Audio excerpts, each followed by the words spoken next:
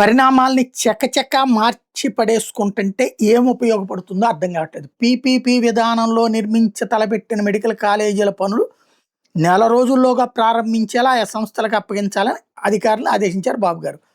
ముందుగా phase 1లోని 4 medical కాలేజీలు మార్కాపురం, మదనపల్లె, పులివెందుల, ఆదోని పనులు మొదలు పెట్టాలని స్పష్టం చేశారు. ఫేజ్ 2లో అమలాపురం, బాపట్ల, పెనుకొండ, నర్సీపట్నం, పాలకొల్లు, పార్వతీపురం మెడికల్ కాలేజ్ నిర్మాణం పూర్తి చేయాలన్నారు.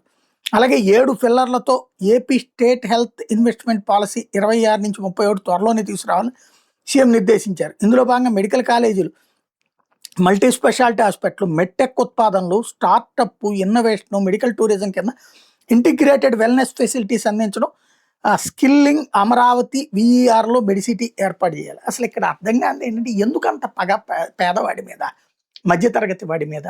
వైద్యాన్ని ఇంతవరకే దూరం చేసేసాం. జగను తన మంచి కోసం చేసుకున్నాడా, జనం మంచి కోసం చేసుకున్నాడా?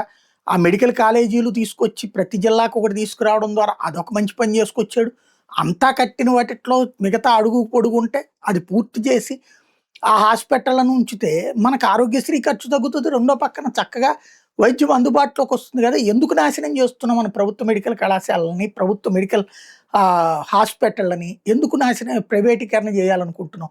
ఎవరిని మేపాలనుకుంటున్నాం? ఎవరికి కోట్ల రూపాయలు సంపాదించుకోవడానికి? వాడు ఏమన్నా ఫ్రీగా చేస్తాడే ఏంటి, లేకపోతే సేవాభావంతో చేస్తాడా? వాడు పెట్టాడంటే ప్రైవేటే కదా. ప్రైవేట్ వాడు అన్నటువంటిది కాంట్రాక్ట్ తీసుకునేటటువంటి డబ్బులే కదా ఆశించేది, లాభమే కదా ఆశించేది. ఇక్కడ ఇందులో లాభం ఏంటి? పైగా ప్రయోజనం కదా ప్రజలకి. అది ఒక ఎత్తు. ఆరోగ్యశ్రీ నాశనం చేసేసాం.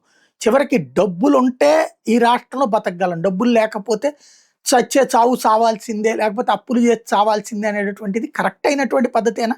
ప్రజలకు మనం న్యాయం చేస్తున్నామా? ఒక్కసారి ఆత్మవిమర్శ చేసుకోవాలి.